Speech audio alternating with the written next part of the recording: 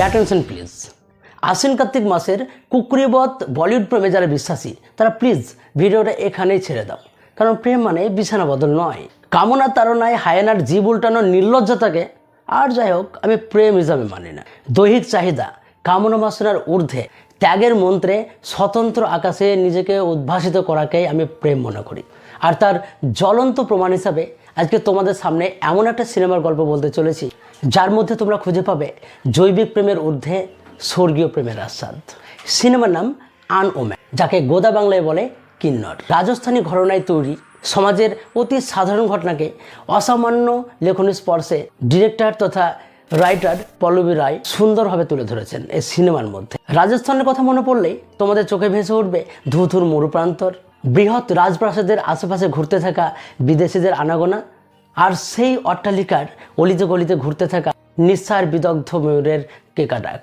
তবে এর বাইরেও রাজস্থান আছে, যেটা এই সিনেমার মাধ্যমে সুন্দরভাবে তুলে ধরা হয়েছে। তবে এর বাইরেও রাজস্থানী সমাজ কতটা ঘোর অন্ধকারের মধ্যে ডুবে আছে, সমাজের নাগপাশে সমাজের নিম্নস্তরে বসবাসকারী মানুষরা কিভাবে প্রতিনিয়ত দলিত হচ্ছে, হিউম্যান ট্রাফিকিং এর আসফলতা নারী সমাজকে কোথায় নিয়ে যাচ্ছে, একটা সদ্যজাত কন্যা সন্তানকে কিভাবে হত্যা করা হয়, এই সমস্ত কিছুই কালো কার্তুজ এই সিনেমার মাধ্যমে সুন্দরভাবে তুলে ধরা হয়েছে। তোমরা নিশ্চয় জেনে থাকবে ভারতের প্রথম পঞ্চায়েতি রাজ রাজস্থানে শুরু হয়। আজকে 2024 সাল, অর্থাৎ বর্তমানেও এখনও এখানে পঞ্চায়েত প্রধান গাছের নিচে বসে নিজের মর্জিতে আইনকে বুড়ো আঙুল দেখিয়ে কিভাবে নিজের এক অধিনায়কত্ব বজায় রেখেছে। দেখতে হলে অবশ্যই দেখো আনওম্যান। এবার আসি গল্পের প্লটে। রাজস্থানের যোধপুর শহর এলাকার প্রত্যন্ত গ্রাম অঞ্চলের কাহিনী এটা। এখানে এখনো কন্যা সন্তানকে ভূমিষ্ঠ হওয়ার সাথে সাথেই নির্মমভাবে হত্যা করা হয়।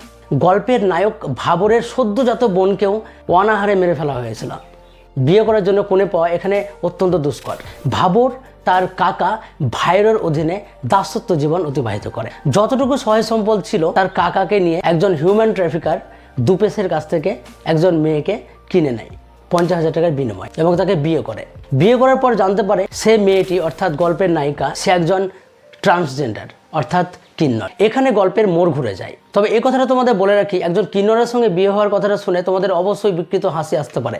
তবে তোমাদেরকে কথা দিচ্ছি, সিনেমা দেখতে দেখতে তোমাদের সেই বিকৃত হাসি কোথায় মিলিয়ে যাবে ভাবতেই পারবেন। সময়ের সাথে সাথে ঘটনা এগিয়ে চলে, নানা রকমের সমস্যা আসতে থাকে। সমাজের ভয়ে ভাবর তার কিন্নর স্ত্রী সাউরিকে লুকিয়ে রাখে, কিন্তু সেটা কতদিন লুকিয়ে রাখতে পারবে। আস্তে আস্তে সমাজের সবার সামনে আসল সত্যিটা ধরা পড়ে। এই সিনেমার প্রথম নামকরণ করা হয়েছিল সাউরি। তার জীবনের উত্থান পত্তন, সে কিভাবে একজন হিউম্যান ট্রাফিকারের হাতে পড়ে সে কিভাবে নাকাল হয়েছে, তার দুর্বিষহ জীবনটা এত সুন্দরভাবে তুলে ধরা হয়েছে যা তোমার চোখ দিয়ে জল অবশ্যই আসবে। গল্পের ঘটনা এগোতে থাকে, নর কিন্নরের প্রেম স্বর্গীয় প্রেমে উত্তীর্ণ হয়। সমাজ পরিস্থিতি, প্রেম, হিংসা সমস্ত কিছুকে একাকারভাবে তুলে ধরেছেন ডিরেক্টর রাইটার পল্লবী রায়। ভালোবাসা আর বিচ্ছেদের কাহিনীকে অতি সাধারণ অভিনয়ের মাধ্যমে কিভাবে তুলে ধরা যায়, জাস্ট এই সিনেমা না দেখলে আমি অন্তত বুঝতে পারতাম না। তাই সবার কাছে রিকোয়েস্ট করব, অবশ্যই একবার সিনেমাটা দেখো। দেখা হচ্ছে আরও একটি এপিসোডে নতুন ভিডিওতে। ততক্ষণ সবাই ভালো থেকো, সুস্থ থেকো। এতক্ষণ সাথে থাকার জন্য সকলকে অসংখ্য ধন্যবাদ।